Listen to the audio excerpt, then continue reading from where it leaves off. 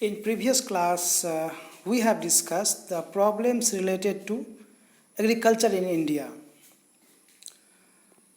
Now we will see the agrarian reforms, means reforms related to agriculture. The reforms related to agriculture we will discuss today, and we should know the factors which causes the green revolution, because many changes took place in Indian agriculture. New strategies, some technical reforms, some institutional reforms took place, and result of that led to green revolution in India, and India became the self-sufficient in food supply.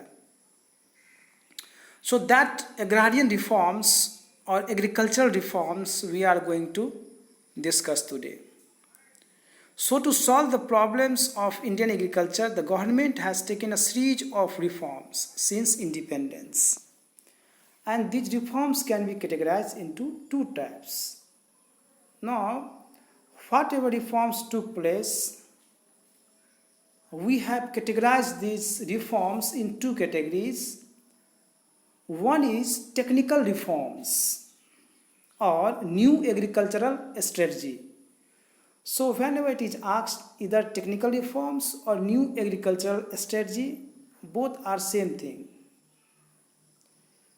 So first one is technical reforms or new agricultural strategy. Second one is institutional reforms or land reforms, because these institutional reforms are related to land reforms. So we have categorized the agricultural reforms that took place in India into two categories. One is technical reforms and second one is institutional reforms or new agricultural strategy and land reforms. By these names we can know. Now there is one more, that is general reforms. General reforms. General reforms we are not going to learn because it is not in our syllabus now. So therefore we will learn only technical reforms and institutional reforms. Only these two we will discuss. We are not going to discuss the general reforms. However, after completion of this chapter or after completion of the syllabus, we will know general reforms also.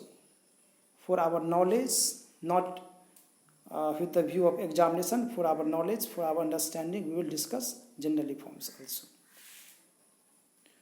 So now let us discuss one by one. First one is technical reforms.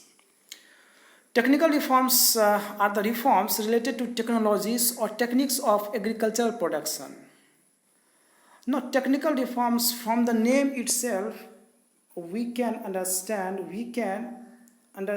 that technical reforms, it means the reforms which are related to techniques of production, techniques of cultivations, or related to technologies which are induced in the Indian agriculture. Therefore, technical reforms are the reforms related to technologies or techniques of agricultural production. तो क्या क्या technical reforms हुआ, क्या क्या technologies, क्या क्या techniques को लाया गया, उसको अब हम लोग वन बाय वन पढ़ते हैं. पहला है use of HYV, high yielding variety seeds. High yielding variety seeds हम लोग उस सीड्स को बोलेंगे, उस बीज को बोलेंगे जो बहुत ज़्यादा जो है, जिसका प्रोडक्टिविटी बहुत ही ज़्यादा होता है, ज़्यादा प्रोडक्शन होता है. तो since 1965 India started using high yielding variety seeds. Use of HYV seeds have led to a substantial rise in crop productivity. बहुत ज़्यादा जो है राइज किया क्रॉप प्रोडक्टिविटी में, और यदि क्रॉप प्रोडक्टिविटी इंक्रीज हुआ, production per unit of land, production per hectare of land, if increase, it means total production increase to many times. So National Seeds Corporation has been set up to promote the growth and distribution of HYV seeds. तो 1965 क्योंकि जो green revolution start हुआ वो 1965 से start हुआ, तो उस समय से हाई यील्डिंग वैरायटी सीड्स को यूज किया गया और इसके लिए जो है आपको नेशनल सीड्स कॉरपोरेशन को सेटअप किया गया जो कि प्रोमोट करता है और डिस्ट्रीब्यूट करता है इस सीड्स को थ्रू आउट द कंट्री, पूरा कंट्री में. Now second one is use of chemical fertilisers. पहला था high yielding variety seed, second है यूज ऑफ केमिकल फर्टिलाइजर्स. ये देख सकते हैं केमिकल फर्टिलाइजर्स का image. In India, chemical fertilizers are being increasingly used. It enhances the productivity by multiple times. Now, chemical fertilizers क्यों use किया जाता है? क्योंकि हम सभी को मालूम है कि प्लांट्स को भी जो है डिफरेंट न्यूट्रिएंट्स चाहिए, डिफरेंट मिनरल्स चाहिए. तो ये न्यूट्रिएंट्स जो है ये कहाँ से आएगा? तो इसके लिए आप टोटली जो है सॉइल पे डिपेंडेंट नहीं रह सकते हैं, पूरा नेचुरल प्रोसेस पे डिपेंडेंट नहीं रह सकते हैं, क्योंकि नेचुरल प्रोसेस से जो फर्टिलाइजर्स मिलता है वो सफिशिएंट नहीं होता है हर एक जगह पे. तो इसीलिए केमिकल फर्टिलाइजर्स का जो है यूज किया जाने लगा. And therefore it enhance the productivity bye multiple time. जैसे यूरिया हो गया, पोटास हो गया, पोटासियम, तो ये सब जो है बहुत ही ज़्यादा बड़ा स्केल पे यूज होने लगा. Fertiliser consumption was less than 1 million tons before the mid 1960s. Mid 1960s में यानी कि 1965 के आसपास में जो फर्टिलाइजर का कंजम्पशन था, यूज था, वो था 1 million tons. तो 1 million tons था. With the introduction of high-yielding variety seeds, there was acceleration in the growth of fertilizer consumption, and it reached 12.73 million tons in 1991-92, as against 0.78 million tons in 1965-66. अब 1965-66 में 0.78 million ton जो है consumption था fertiliser का, मतलब 1 million से भी कम, 1 million ton से भी कम. लेकिन वही 1991 में इसका कितना था, 13 मिलियन टन्स का रिक्वायरमेंट हुआ. सोचिए कि 12 गुना बढ़ गया उसका जो है कंजम्पशन. इसका मतलब इसीलिए कंजम्पशन बढ़ गया क्योंकि जो हाई यील्डिंग वैरायटी सीड्स था उसका यूज होने लगा, फर्टिलाइजर का यूज होने लगा, और प्रोडक्शन जो है काफ़ी जो है एक्सलरेट किया, प्रोडक्शन काफ़ी बढ़ गया और हम लोग जो है फूड में सेल्फ सफिशिएंट हो पाए. तो ये बहुत बड़ा फैक्टर है ग्रीन रेवोल्यूशन का. ये देखिए आप, यूरिया, पोटासियम आप देख सकते हैं, ये कुछ फर्टिलाइजर्स जो है. Now third one is use of insecticides and pesticides. Insecticides and pesticides have been used to protect the crops against diseases and insects. जो इंसेक्ट्स होता है, जो पेस्ट होता है, वो भी जो है क्रॉप्स को बर्बाद करता है, डैमेज करता है. हाल ही में आप सुने होंगे कि ये टिड्डी का जो है, ग्रास हॉपर्स, टिड्डी का जो है आक्रमण हुआ बहुत सारे कंट्रीज़ पे. हमारे देश में भी जो है उसका आक्रमण हुआ और वो फसल को बर्बाद करते गया. जिस एरिया से निकला वो फसल को बर्बाद करते गया. रिसेंटली जो है हम देखे, एक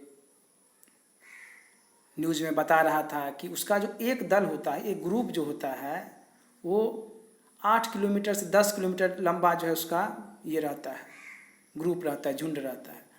और वो जो खाना खाता है, भोजन, वो लगभग 35,000 आदमी का, 35,000 आदमी का खाना जो है एक झुंड खा लेता है. तो ये जो इंसेक्ट्स है और पेस्ट, मतलब पेस्ट के अंदर में आ गया फंगस, छोटा छोटा एनिमल्स, प्लांट्स, वीड्स जो है वो सब को हम लोग पेस्ट बोलते हैं.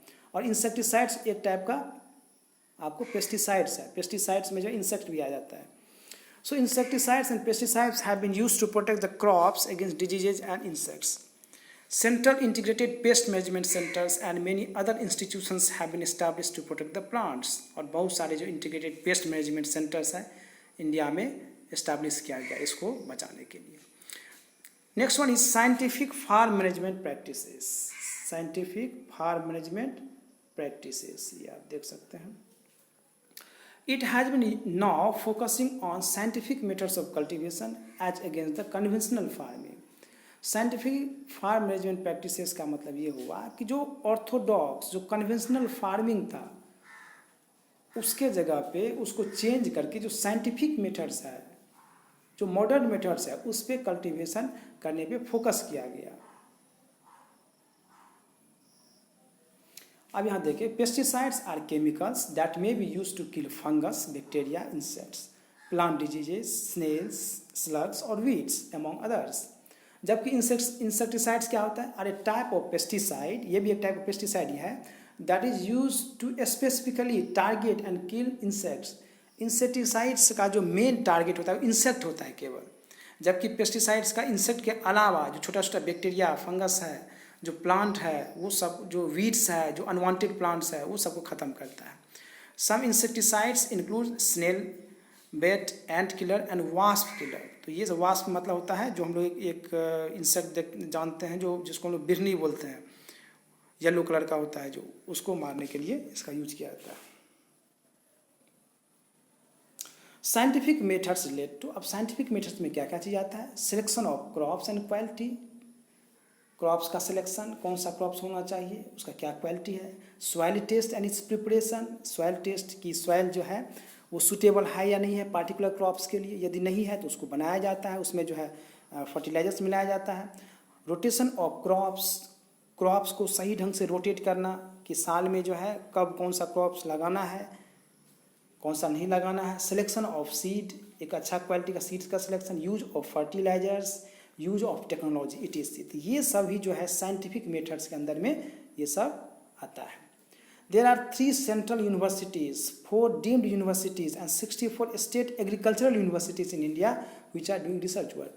और इंडिया में जो है आपको ये जो 3 सेंट्रल यूनिवर्सिटीज़ है, 4 डीम्ड यूनिवर्सिटीज़ हैं और 64 स्टेट एग्रीकल्चर यूनिवर्सिटीज़ हैं, ये सब एग्रीकल्चर से रिलेटेड रिसर्च वर्क करता है और मास स्केल पे जो है ये सजेशन देता है, एडवाइस देता है फार्मर्स को। Okay, so many agricultural integrated programs have been introduced to use the scientific methods, और साइंटिफिक मेथड्स को यूज करने के लिए बहुत सारा इंटीग्रेटेड प्रोग्राम जो है गवर्नमेंट के द्वारा भी ऑर्गेनाइज किया जाता है।